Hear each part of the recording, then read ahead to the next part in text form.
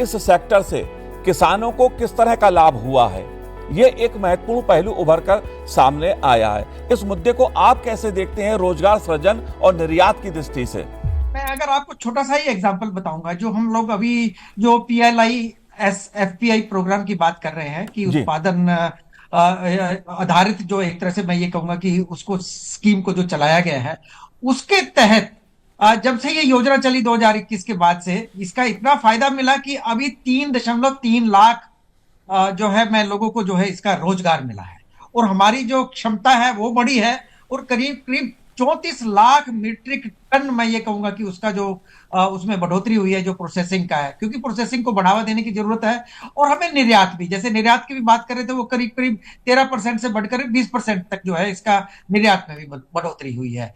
तो इसका जो है किसी न किसी रूप से परोक्ष या अपरोक्ष रूप से किसानों को जो है इसका लाभ मिला है।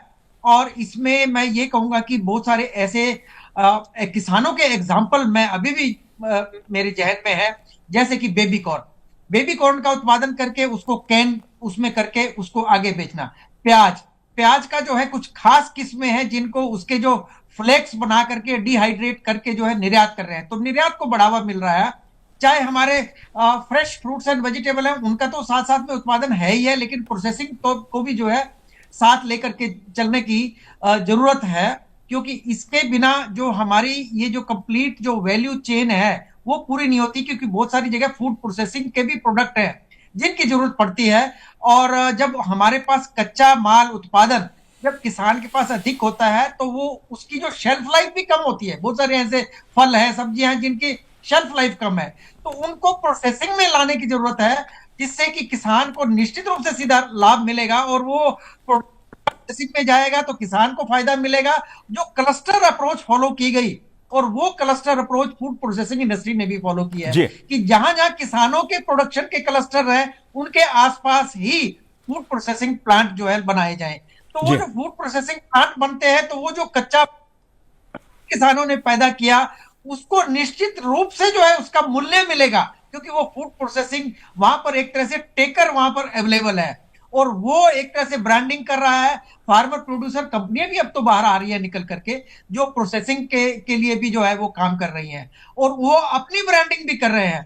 तो ये जितने भी मैं ये कहूंगा कि जो लाभ है वो इस योजना जो कि भारत सरकार ने ये चलाई है PLI SFPI, इसके तहत ना केवल अवसंरचना बनाने का जो है मौका मिलता है, साथ ही साथ ये भी है कि उसकी जो ब्रांड है उसको कैसे हम प्रमोट करें, उसको निर्यात कैसे किया जा सकता है, कटाई के बाद जो नुकसान होता है उसको कैसे काम करें, और कृषि और गैर कृषि के क्षेत्र में जी। जितने भी रोजगार के अवसर हैं उनको कैसे बढ़ाएं।